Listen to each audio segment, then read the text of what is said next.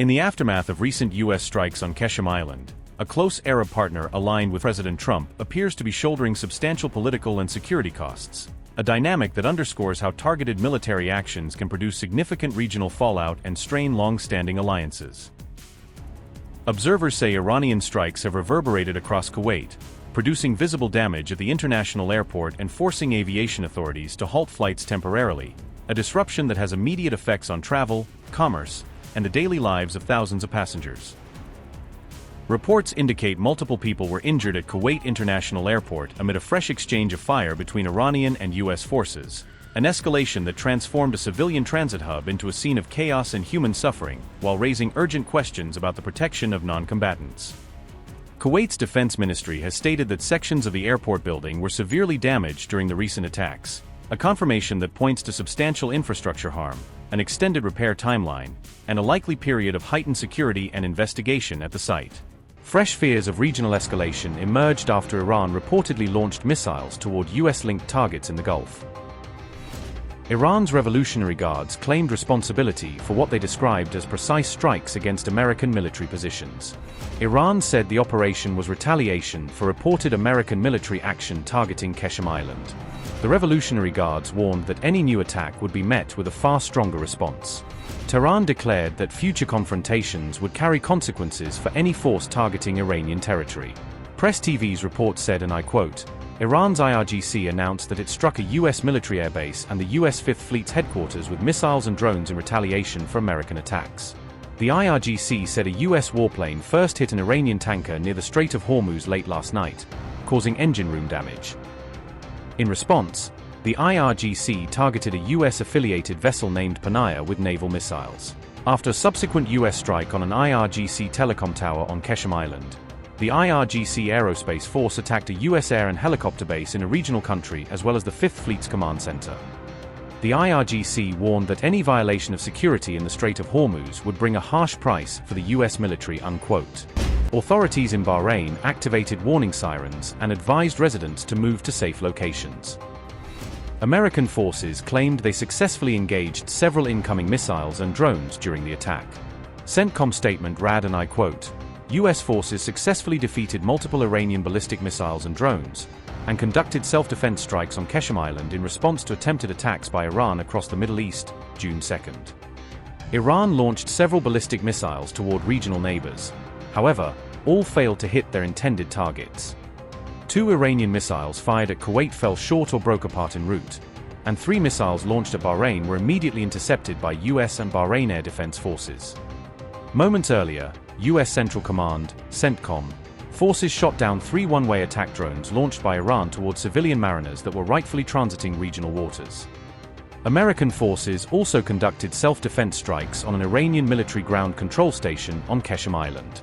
No U.S. personnel were harmed. CENTCOM forces remain vigilant and ready to defend against unwarranted Iranian aggression during the ongoing ceasefire, unquote.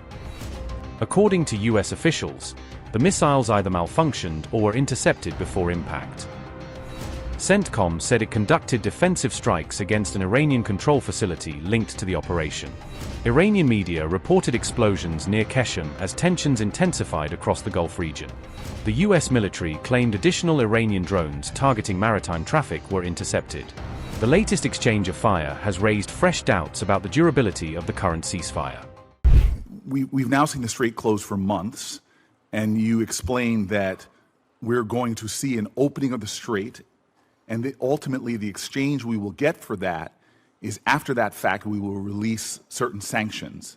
Is that correct? No, that's not what I said. What I said was that if they open the straits, we will lift our blockade. The straits and the blockade are what are interrelated. And so for the nuclear program, in exchange for getting rid of the fissile material out of country, I imagine, is what the highly enriched uranium, we would release sanctions. Is that correct? Well, it's not just that. It's also their enrichment activity. They would have to, they would have to make very severe and significant concessions on what they intend to enrich in the future. And already with the March relaxing of sanctions, allowing Iranians to sell oil to the Chinese, estimates have been between $10 and $50 billion they got from that relaxing of sanctions.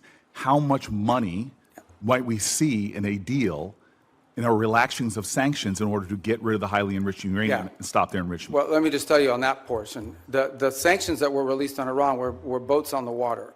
And so that oil was already out in the marketplace. It was sold at market rates, but the sanctions covered, and to the extent we've been able to enforce them, we have the revenues of those sales. So yeah, the Iranian oil was unsanctioned so that it could be sold, but the revenue would have to flow back to blocked accounts, which our sanctions were able to go after. We've also seized, I believe, 6 vessels in the Indo-Pacific that involved Iranian sanctioned oil on top of it. So that wasn't necessarily a trade. They didn't get $50 billion directly as a result of. They might have gotten some of it. They certainly didn't get the majority of it. They are now losing hundreds of millions of dollars a day in revenue because of the blockade. And the blockade exists because of what they're doing in the Straits. Right, and I guess the conclusion I have, and my time's expired, is that the Strait of Hormuz was open before this unjustified war. We're now scrambling to try to find a way to get it back opened again.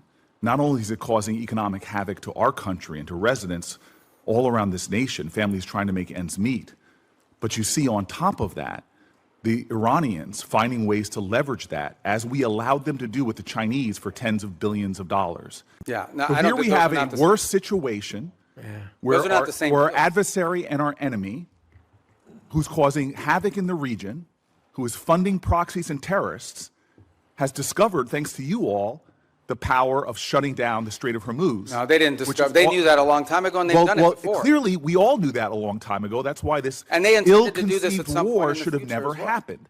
Yeah, but you have made our adversary in a stronger negotiating position. We are the strongest nation on the planet Earth, and we're in a stalemate with Iran. And now we're begging to get back into a deal that you all trashed in the first place. There's no one begging. I don't Clearly, know. this is a Senator Booker, your time's up. But Senator Rubio, since he's I do want to address some of these points because they go to the heart of the matter. No one's begging for anything here. The Iranians might be begging because their economy's losing hundreds of millions of dollars a day. That they are losing. Understand, Iran had street protests going on before all of this started. All of those factors, economic factors in Iran, are far worse today than they were 6 months ago when those protests were happening.